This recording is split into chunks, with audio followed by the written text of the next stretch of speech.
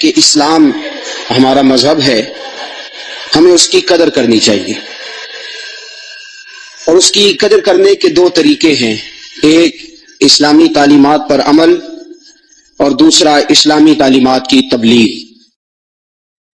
دوستو، کسی شخص کو بھلائی کی دعوت دینا اور کسی شخص کو برائی سے روکنا یہ فرض ہے۔ کسی بھی شخص کو بھلائی کی دعوت دینا اور برے کام سے اسے منع کرنا یہ ہماری شریعت نے مسلمان پر فرض قرار دیا، لیکن یہ فرض کفایہ ہے۔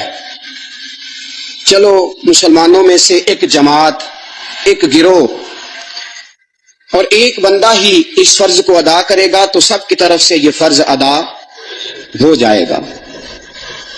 اس طرح نماز جنازہ پڑھنا فرض کفایہ ہے نا، بستی میں سے چند لوگ بھی جا کے جنازہ پڑھ لیں تو سب کی طرف سے ادا ہو جائے گا۔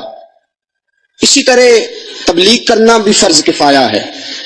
اگر کچھ لوگ تبلیغ کر لیں، کچھ لوگ اس فریضے کو سر انجام دے لیں تو باقیوں کی طرف سے یہ کام پورا ہو جائے گا۔ لیکن دوستو، جنازے کا محلے میں اعلان ہو جائے، فلاں آدمی کا نماز جنازہ فلاں وقت پڑھا جائے گا، اور سارے لوگ یہی کہنا شروع کر دیں کہ فرض کفایہ ہے، چلو فلانا پڑھا ہے جا کے، فلاں پڑھا ہے جا کے، فلاں پڑھا ہے جا کے، تو یہ بات اچھی، فرض کفایہ تو ضرور ہے، لیکن یہ ایک مسلمان کا دوسرے مسلمان پر حق بھی ہے فرض کفایہ، لیکن حقوق المسلمین میں سے ہے۔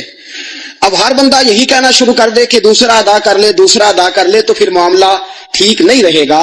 کوشش کیا کرنی چاہیے کہ چلو فرض کفایہ اسے ہی ہے تو فرض نہ ہے تو فرض، ہمیں یہ نہیں دیکھنا کہ فرض کفایہ ہے یا فرض عین ہے، ہمیں تو یہ دیکھنا ہے خدا کا حکم بھی ہے، نبی پاک کی رضا بھی ہے صلی اللہ علیہ وسلم۔ ہم نے حکم کی اہمیت کی طرف دیکھنا ہے، اس کی فرضیت اور شریعت میں اس کا کردار کیا ہے، اس کی طرف ہم نے توجہ نہیں کرنی۔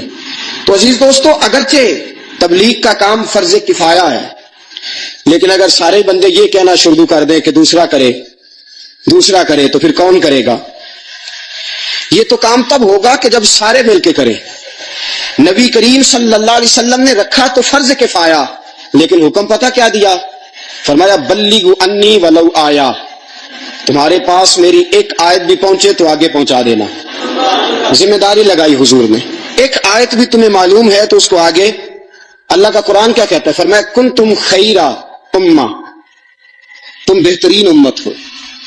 اے مسلمانوں، تم بہترین کیوں؟ رنگ زیادہ گورے ہیں ہمارے، یا پیسہ زیادہ ہے ہمارے پاس، جائیدادیں زیادہ ہیں، یا ہمیں بات کرنے کا سلیقہ ٹھیک طرح سے آتا ہے، یا ہمارے قد کاٹ زیادہ ہیں، یا کس وجہ سے ہماری فضیلت رب نے بیان کر دی؟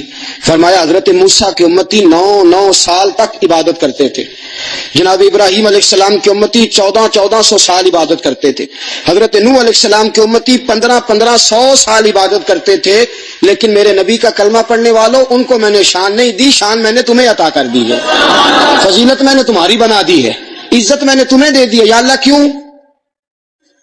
وجہ فرمایا اس لیے کہ تأمرون بالمعروف وتنہون عن المنکر، تم وہ لوگ ہو جو نبیوں والا کام کرتے ہو، لوگوں کو اچھی بات کا حکم دیتے ہو، بری بات سے منع کرتے ہو، تم وہ لوگ ہو، اس لیے تمہیں فضیلت دی ہے۔ اس لیے نہیں کہ تمہارے رنگ گورے ہیں، نمازیں زیادہ پڑھتے ہو، روزے زیادہ رکھتے ہو، یا مال دولت ثروت جاؤ حشمت کے اندر تمہیں کمال حاصل ہے، بلکہ تمہیں فضیلت اس لیے دی ہے کہ تم وہ کام کرتے ہو جو اللہ کے نبی کیا کرتے تھے۔ ہمارا بہانہ کیا ہے؟ ہمارا بہانہ یہ ہے کہ ہم خود ٹھیک نہیں، ہم خود نیک نہیں، کسی کو نیکی کی دعوت کیسے دیں؟ خدا عز و جل نے اس دنیا میں 2 ہی مخلوقات کو معصوم بنایا ہے، ایک فرشتے، دوسرے نبی۔ تیسرا کوئی بندہ دعویٰ نہیں کر سکتا کہ میں گناہوں سے بالکل پاک ہوں، ایک نبی اور دوسرے، اس کے علاوہ کوئی بندہ معصوم۔ ناظر صاحب اس کی آواز کھول دیں تھوڑی سی۔ کوئی بندہ بھی دعویٰ نہیں کر سکتا کہ میں معصوم ہوں، یا نبی معصوم ہے یا فرشتے تیسرا معصوم۔ اور اگر آپ یہ کہیں کہ جی میں پہلے کل نیک بن جاؤں پھر نیکی کی دعوت دوں گا، تو آپ تو بن ہی نہیں سکتے۔ پورے نیک تو کوئی بندہ بن سکتا، ہر بندہ خطا کار ہے، ہر بندہ گناہگار ہے. تو اگر سارے یہی کہہ کے بیٹھ جائیں کہ میں پہلے نیک بن جاؤں پورا پھر نیکی کی دعوت دوں گا، تو اس کا مطلب یہ ہے کہ پھر تو نیکی کا کام رک جائے گا. پھر تبلیغ و اشاعت دین کا کام کرے گا کون؟ یہ شرط نہیں کہ پہلے آپ مکمل نیک بنے. میرے دوستو، دو فرض ہیں، ایک نیک بننا، ایک نیکی کی تبلیغ کرنا. ایک نیک بننا اور ایک نیکی کی. چلو اگر آپ سے ایک پورا نہیں ہو سکتا تو دوسرا تو ادا کرو نا. اگر نیک بنتے نہیں ہو تو نیکی کی دعوت دینی چاہیے نا. آپ اگر شراب خانے میں گئے، نیا نوجوان آپ نے شراب خانے میں دیکھا، معاذ اللہ استغفر اللہ، تو آپ کو بندہ کہے کہ میں اسے کیسے روکوں، اسے روکو، اسے منع کرو. تم پر دو فرض ہے، ایک شراب نہ پینا اور ایک شراب سے منع کرنا. اب اگر تم شراب پیتے ہو اور ساتھ روکتے بھی نہیں تو تم نے دو گناہ کیے. اور اگر تم نے غلطی سے اور اپنے شامت اعمال کی وجہ سے یہ بہت بڑا پاپ کر بھی لیا ہے، تو اگر تم کسی کو روک دو گے تو کم از کم تمہیں ایک گناہ ہوگا، ڈبل گناہ نہیں ہوگا. میری بات آپ کی سمجھ میں آ رہی ہے؟ روزہ کس پہ فرض ہے؟ امیروں پہ کہ غریبوں پہ؟ کہنے نے میں تو کام ہی میرا تو کام ہی محنت مزدوری والا، میں کیسے روزہ رکھوں؟ میں تو دیہڑی لگاتا ہوں تو روزہ کیسے رکھوں؟ میں نے نہیں کسی حدیث میں پڑھا کہ روزہ وہ رکھے جو دفتر میں بیٹھتا ہے. صحابہ کے زمانے میں تو دفتر ہوتے ہی نہیں تھے، کسی جگہ نہیں لکھا ہوا روزہ وہ رکھے گا جو اے سی میں بیٹھتا ہے. تب تو اے سی تھے ہی نہیں. حضرت ابوبکر صدیق رضی اللہ تعالیٰ عنہ سے لے کر جناب بلال تک سارے اپنے ہاتھ سے کام کرتے، سارے اپنے ہاتھ سے کام کرتے، سارے. حضرت عمر فاروق رضی اللہ تعالیٰ عنہ خلیفہ وقت ہونے کے باوجود مال غنیمت کے اونٹ چرنے جاتے تھے تو چراگاہ میں چھوڑنے بھی جاتے تھے، لینے بھی آتے تھے واپس. سارے لوگ اپنے ہاتھوں سے مشقت والے کام کرتے. حضرت بلال مزدوری کرتے، سلمان فارسی مزدوری کرتے، مقداد مزدوری کرتے، صحابہ مزدوریاں کرتے، روزے رکھتے. اور رمضان کے جانے کا وقت ہوتا تو در رسول پہ کھڑے ہو کے عرض کرتے، محبوبہ دل نہیں بھرا، دل کرتا ہے کبھی رب سارا سال ہی روزے عطا کرے، سارا سال رمضان دے تو ہم سارا سال روزے رکھنے کو تیار ہے. جذبہ تھا، طاقت تھی، ہمت تھی. آج نوجوان لڑکا ہے کہتا ہے مجھ سے بھوک برداشت نہیں ہوتی. میرے بھائی، رب بیماری لا دینا، اللہ سے دعا مانگے اللہ شفائیں عطا فرمائے، اور دعا کرے اللہ آزمائش سے محفوظ فرمائے. آپ یقین کریں میں نے لوگوں کو دیکھا ہے حلق سے قطرہ نہیں اترتا، خوراک کی نالی لگی ہوئی ہے، اعلیٰ غذائیں پکی ہوئی پڑی ہے. عرش کا مالک کہتا ہے میں تیرے حلق سے گزرنے نہیں دوں گا. قانون بن گیا. میں نے دیکھا ہے ڈرپ پہ لوگ زندہ ہے، بوتل لگی ہوئی ہے گلوکوز کی، گزارا چل رہا، اعلیٰ غذائیں پڑی ہیں، لاکھوں روپیہ تجوری میں پڑا ہے.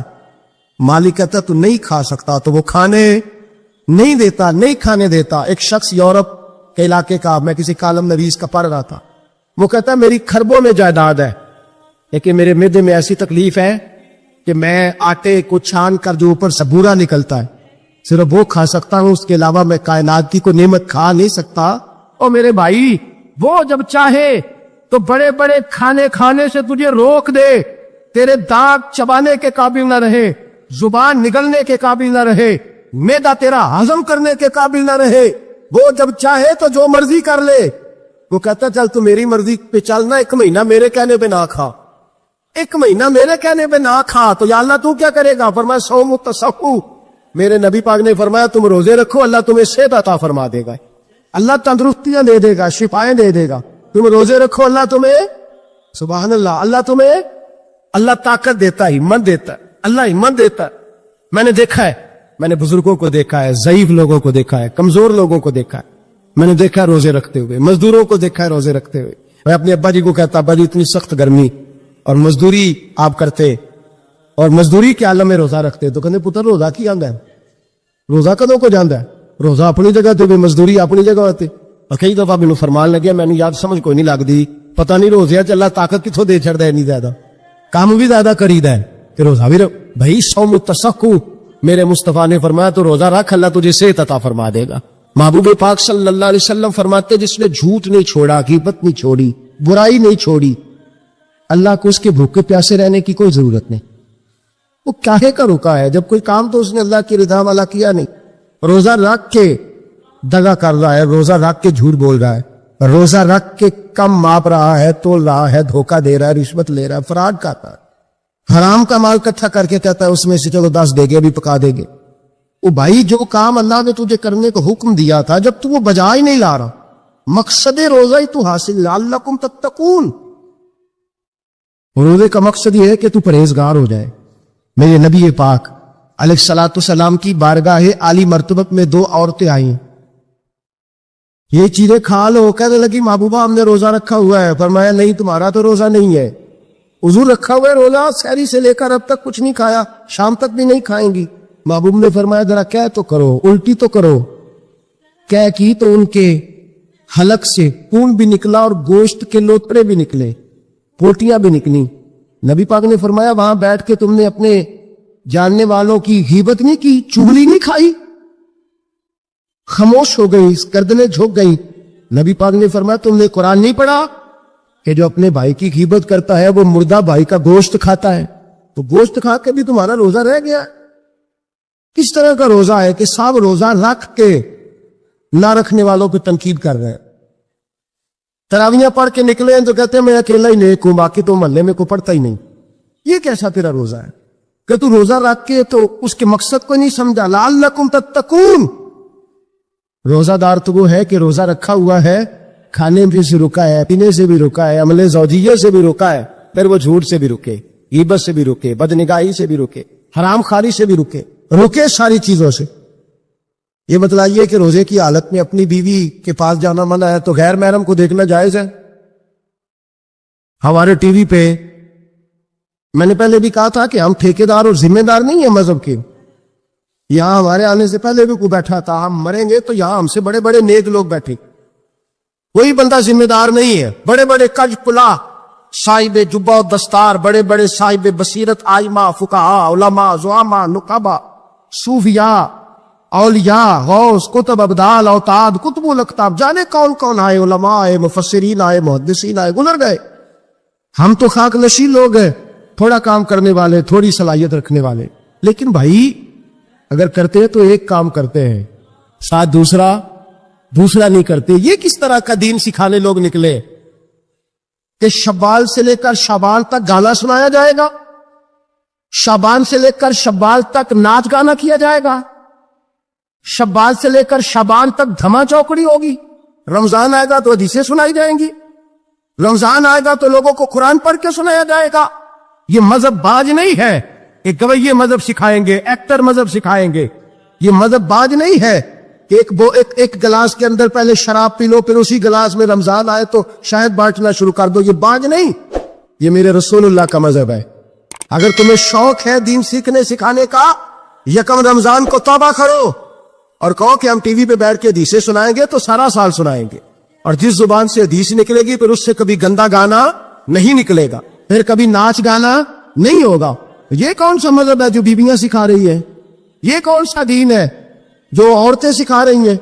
میرے رسول پاک صلی اللہ تعالی علیہ وآلہ وسلم کا وہ مذہب ہے کہ میرے اعلیٰ حضرت فاضل بریلوی رحمت اللہ علیہ نے فرمایا مرد کے لیے جائز نہیں کہ وہ عورت کی زبان سے میلاد بھی سنے، نعت بھی سنے۔ مرد کے لیے جائز نہیں، مرد کو مرد سکھائے گا، عورت سکھائے گی تو عورتوں کو سکھائے۔ بے شک آپ سویرے فتویٰ دیجئے کہ چھوٹی سی مسجد میں بیٹھ کے، چھوٹے سے کونے میں بیٹھ کے چھوٹا سا مولوی، اور وہاں تو اتنے بڑے مفتی ٹی وی پہ بیٹھے ہوئے، وہ غلط ہے تو صحیح ہے کیسے ہو گئے؟ سنو، میرے نبی پاک علیہ الصلوۃ والسلام کے مذہب کا حسن یہ ہے کہ اسلام کہتا ہے ایک نظر بی بی کو دیکھا کسی نے غلطی سے تو معافی ہو جائے گی، دوسری نظر شہوت سے دیکھا تو حرام ہے اس کے لیے، وہ پاکستان کا مولوی ہو یا سعودی عرب کا شاہ ہو، کسی کے لیے عورتوں کے بیچ پھرنا اٹھنا بیٹھنا جائز ہے۔ میرے نبی پاک صلی اللہ تعالی علیہ وسلم نے فرمایا ہے میں عورتوں سے مصافحہ کرنے نہیں آیا، اور میرے نبی پاک صلی اللہ علیہ وسلم نے فرمایا ہے، حضور فرماتے لیکن نا کتا بالکل ناپاک نہیں ہوتا، کتے کا تھوک ناپاک ہوتا ہے، یا کتا گیلا ہو جائے تو ناپاک ہوتا ہے، لیکن خنزیر سارا ناپاک ہوتا ہے، کل ناپاک ہے خنزیر۔ نبی پاک نے فرمایا خنزیر بھی ہو اور گند میں لتھڑا ہوا بھی ہو، پیشاب میں لتھڑا ہوا ہو، گوبر میں لتھڑا ہوا ہو، پخانے اور فضلے میں لتھڑا ہوا خنزیر ہو، اس کا جسم تیرے ساتھ ٹکرا جائے تو اتنا برا نہیں جتنا غیر محرم عورت کا وجود تیرے ساتھ ٹکرا جائے تو برا ہے۔ اس حد تک میرے نبی پاک صلی اللہ علیہ وسلم اور گنبد کے معاملے میں فتویٰ دینے والے، یا رسول اللہ کہنے پر کفر کا فتویٰ دینے والے اور بڑی بڑی باتیں کرنے والے خاموش کیوں ہو گئے؟ یا ایھا الذین آمنوا لا تتخذوا اليہود والنصارى اولیاء، رب فرماتا ہے یہودیوں اور عیسائیوں کو دوست نہ بناؤ، یہ تمہارے دوست ہو سکتے، یہ تمہارے سجن ہو سکتے، جب عرش کا مالک کہہ رہے سجن نہیں ہو سکتے تو دوستی کی بات کیسے بڑھا رہا ہے؟ یا رسول اللہ ہمارے سجن کون ہو سکتے ہیں؟ فرمایا تمہارا دوست وہ ہو سکتا ہے جو محمد عربی کا غلامی کرنے والا ہو، جو رسول اللہ کی نوکری کرنا ہو دوست ہوگا۔ دوسرا دوست ہو سکتا کوئی ایکٹر مذہب نہیں سکھائے گا، کوئی گویہ مذہب نہیں سکھائے گا۔ حضرت جناب سیدنا جنید بغدادی، بغداد کے پیر سے کسی نے پوچھا تھا آج سے 1100-1200 سال پہلے، وہ تو زمانہ ویسے نیکی اور پرہیزگاری کا تھا، کہ بابا جی مرد اور عورت نیک ہو، بغیر پردے کے، بغیر حجاب کے، بغیر دیوار کے بیٹھ کر ایک دوسرے کو دین سکھا سکتے ہیں؟ حضرت صاحب بتائیے، مرد اور عورت نیک ہو تو بغیر پردے اور حجاب کے ایک دوسرے کو دین سکھا سکتے ہیں؟ تو حضرت جنید بغدادی فرمانے لگے سکھانے والا حسن بصری ہو اور سیکھنے والی رابعہ بصری ہو تو پھر بھی بغیر پردے کے بیٹھنے کی اجازت نہیں۔ تو مفتی صاحب کو اجازت کس نے دی؟ مولانا صاحب کو اجازت کس نے دی؟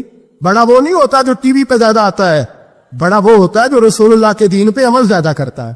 حضرت عبداللہ ابن مسعود رضی اللہ تعالیٰ عنہ فرماتے زیادہ باتیں کرنے والا عالم نہیں ہوتا۔ حضور پھر عالم کون ہوتا ہے؟ فرمایا پڑھو قرآن، انما یخشی اللہ من عبادہ العلماء۔ فرمایا بڑا عالم وہ ہوتا ہے جو اللہ سے زیادہ ڈرتا ہے، اس لیے کہ رب فرماتا ہے میرے بندوں میں سے جو عالم وہ ہے جو اللہ سے زیادہ ڈرتے ہیں، خوف رکھتے۔ تو میرے بھائی رمضان المبارک میں بچنا ہے، پرہیز کا وقت ہے، تو کوئی شخص بھی کوئی شو نہ دیکھے، میری منت ہے آپ اللہ، کوئی شو نہ دیکھے۔ عورت کا تو پردہ ہے، تو ہمیں تو تماشے پہ لگا دیا گیا، عجیب قسم کے ایکٹر آ گئے اور مذہب سکھا رہے ہیں۔ میری اپیل ہے آپ سے کہ سحری افطاری کے وقت ٹیلی ویژن بند رکھے، کیا چیز کھول کے رکھیں؟ یا قرآن کھول کے رکھیں یا رسول اللہ کا فرمان کھول کے رکھیں، اللہ رسول کی طرف توجہ رکھے، وہ سیکھنے سکھانے کا وقت ہے۔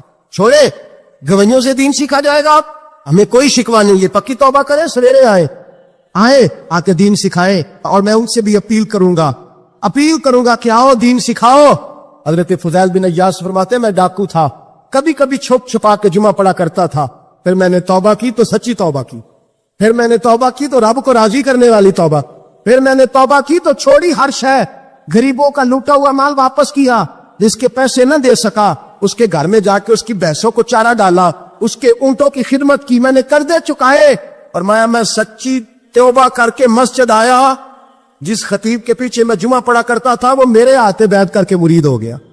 اللہ تبارک و تعالیٰ نے اپنے بندوں کے دل میری طرف پھیر دیے، پھر تمہیں اس میں انعام دینے کی ضرورت نہیں پڑے گی، پھر تم کٹیا نشین بن کے بھی دین پہ لاؤ گے تو اللہ اس میں تاثیر پیدا فرما دے گا۔ تو روزے کا معنی رکنا ہے، روزے کا معنی بولیے، روزے کا معنی رکنا، کس سے؟ جھوٹ سے، غیبت سے، بدی سے، بدنگاہی، کھانے پینے۔ رب تعالیٰ تجھے یہاں ہوٹل کھلے ہوئے ہیں، یہاں عجیب حالات ہے، ہوٹل کھلے ہوئے ہیں، لوگ بہانے ڈھونڈتے پھرتے ہیں، کہتے ہیں کٹ لگ گیا تھا، ذرا تھوڑا سا خون نکلا ہے، سنی پلاس لگائی ہے تو روزہ نہیں رکھا، یہ ذرا مجھے تھوڑی دقت ہو گیا تو میں نے روزہ نہیں رکھا، کھانسی لگ گئی ہے تو روزہ نہیں رکھا۔ او خدا کے بندے، روزہ تو نعمت ہے، اور سبحان اللہ میرے نبی پاک نے فرمایا لکل شیء زکات و زکات الجسد الصوم، فرمایا ہر شے کی زکات ہوتی ہے، وجود کی زکات روزہ ہے، روزے رکھو جسم کی زکات نکل جائے۔ فاقہ کرنا بھی میرے نبی پاک کی سنت ہے، مسواک کرنا بھی سنت ہے، اور فاقہ کرنا بھی، مسواک والی سنت زیادہ اپناتے ہیں لوگ، فاقہ کرنا بھی نبی پاک کی سنت ہے۔ ایک صاحب مجھے کہنے لگے جناب بیٹھ کے کھانا حضور کی سنت ہے، میں نے کہا کبھی کبھی نہ کھانا بھی نبی پاک کی سنت ہے، نہ کھانا بھی حضور کی سنت ہے۔ اور ہمارے فقہاء نے لکھا ہے جو روٹی زیادہ کھاتا ہے اس میں دو باتیں پیدا ہو جاتا، کیا کیا؟ ایک بولتا زیادہ ہے، دوسرا سوتا زیادہ ہے، غافل ہو جاتا ہے۔ فقہ اور حکیم اطباء ڈاکٹر کہتے ہیں کہ پیٹ خالی رہے نا جس آدمی کا، اس کا حافظہ مضبوط ہوتا ہے، اس کے ذہن کی گرہ کھلتی ہے، زیادہ کھانے سے تو خماری چڑھتی ہے، دماغ ڈھونڈتے پھرنا روٹی کدھر سے اچھی ہے، گھر میں نہیں پکی تو ہوٹل چلے جانا، کھانے کے سوا اور کام ہی کوئی نہیں۔ اور صاحب میرے نبی پاک علیہ السلام نے فرمایا کافر 7 آنتوں سے کھاتا ہے، 7 آنتوں سے، اور فرمایا میرا مومن 1 آنت سے کھاتا ہے، اس کے وجود میں کھانے والی 1 آنت ہے، کافر 7 آنتوں سے کھاتا ہے۔ فاقہ کشی سے نورانیت پیدا ہو، کم کھانا، لیکن نا نبی پاک صلی اللہ علیہ وسلم نے اللہ سے فاقہ مانگ کے لیا، یا اللہ 1 وقت روٹی دے 1 وقت کا فاقہ دے، مانگ کے لیا نبی پاک، مانگ کے۔ یار 30 تو روزے ہیں، وہ بھی کئی دفعہ 29 ہو جاتے ہیں، اللہ کہہ رہا ہے ایام معدودات، ایک گنتی کے دن ہے۔ اور میرے بھائی کیا مصیبت ہے، میرا وقت نہیں گزر رہا، آپ یقین کریں اللہ جانتا ہے. ہم تو رمضان کو زنجیریں ڈالتے ہیں, یہ کام بھی رہ جاتا ہے, رمضان گزر جاتا ہے, یہ بھی رہ جاتا ہے, رمضان گزر جاتا ہے, یہ بھی نہیں ہو پاتا رمضان, پتہ نہیں کس وقت روزے آتے ہیں, کب نکل جاتے ہیں. کہتے ہیں میرا وقت نہیں گزرتا تو میں ٹی وی دیکھتا ہوں. قرآن سارا پڑھ لیا ہے, حدیثوں کا مطالعہ ہو گیا, اپنی آخرت کے لیے نفل سارے پڑھ لیے, تسبیحات ساری ہو گئی, جو اب ٹائم نہیں گزرتا تھا تو ٹی وی پہ جا بیٹھے. کدھر چلے گئے ہم؟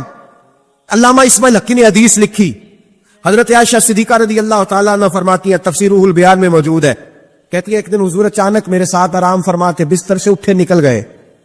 ہمیشہ نبی پاک علیہ السلام کا طریقہ مبارکہ تھا, جب رات کو تہجد کے لیے اٹھتے تو کہتے ابو بکر کی بیٹی حق تیرا ہے, وقت تیرا ہے, پر اگر تو اجازت دے تو میں اپنے اللہ کو راضی کر لوں. آج حضور نے پوچھا ہی نہیں, بستر سے اٹھے چلے گئے.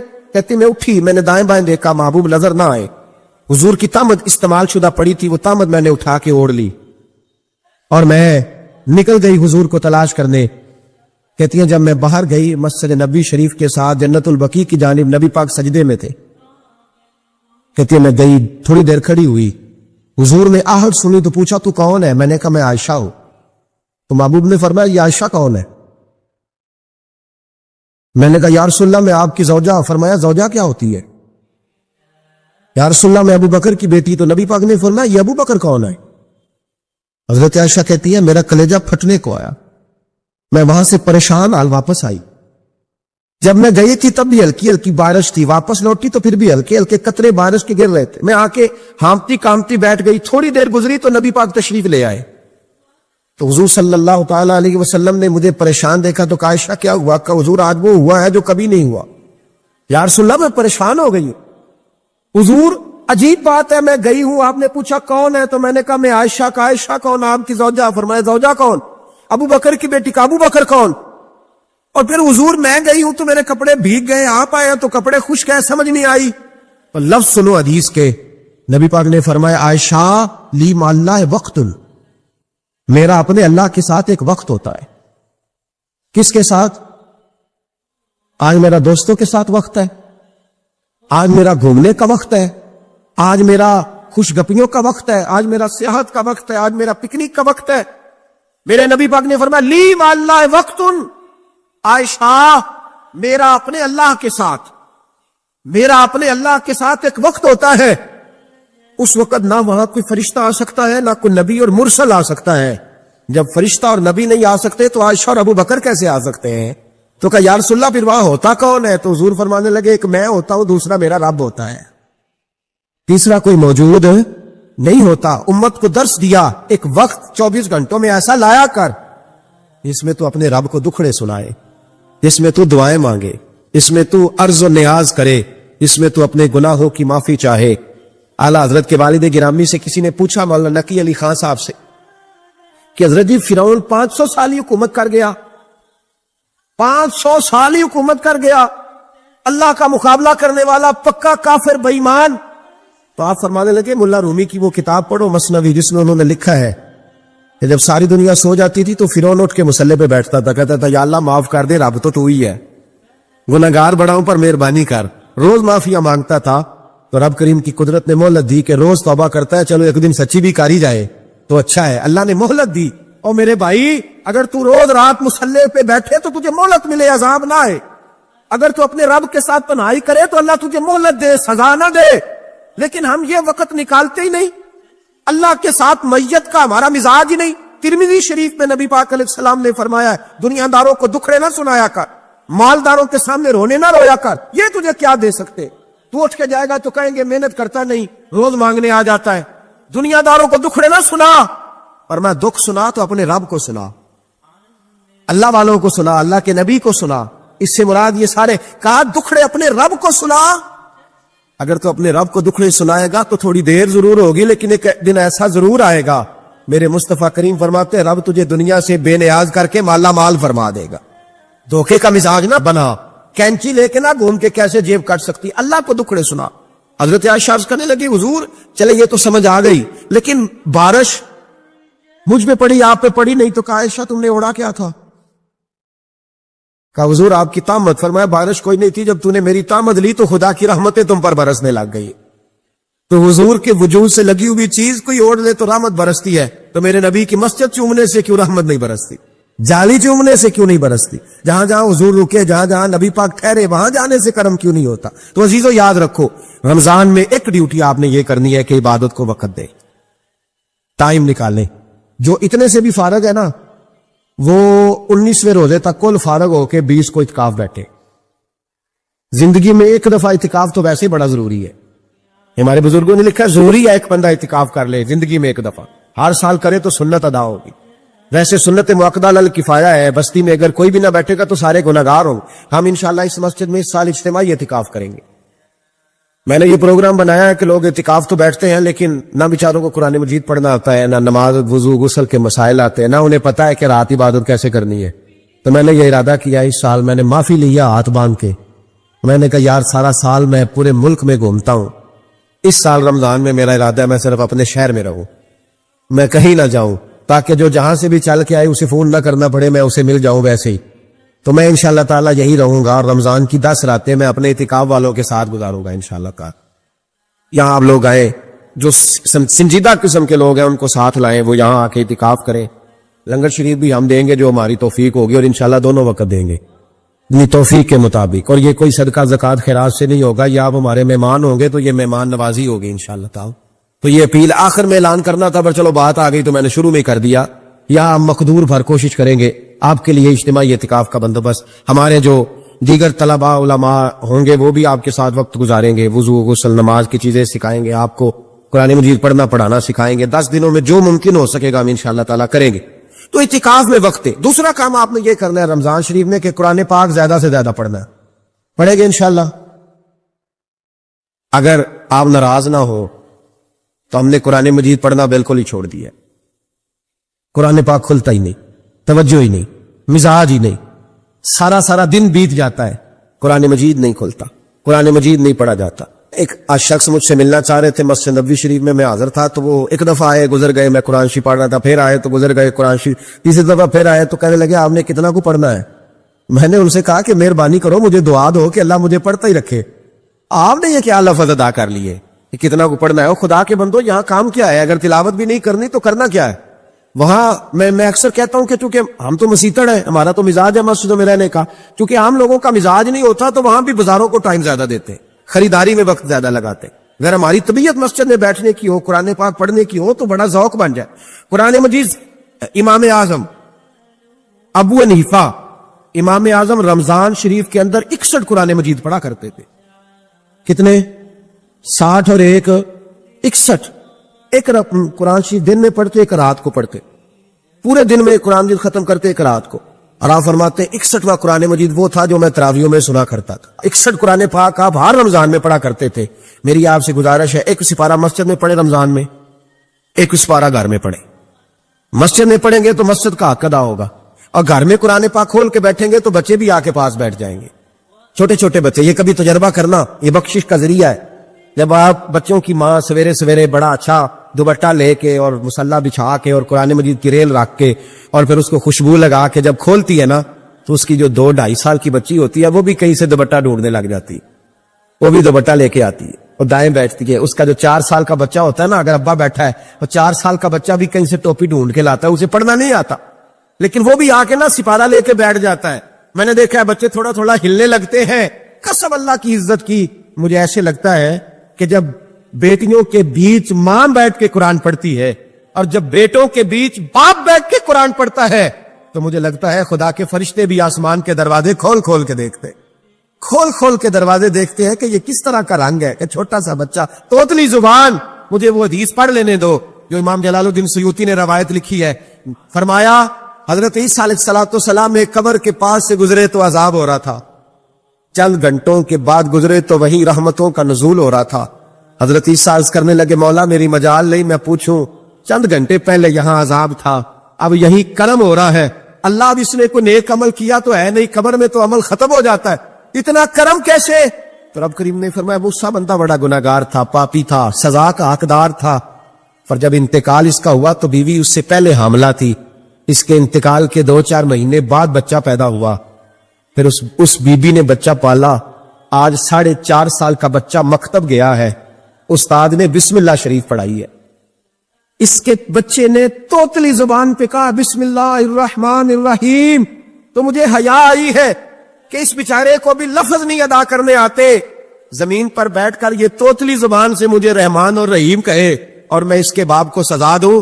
بس بچے نے ایک دفعہ بسم اللہ پڑھی ہے, میں نے باپ کے سارے گناہ معاف فرما دیے, مہربانی کرو. ایک سپارہ گھر میں, ایک سپارہ مسجد میں, یہ ضرور آپ نے روٹین بنانی ہے. مسجد میں پڑھیں گے تو مسجد کا حق ادا ہوگا, گھر میں پڑھیں گے تو بچے بھی پڑھیں گے.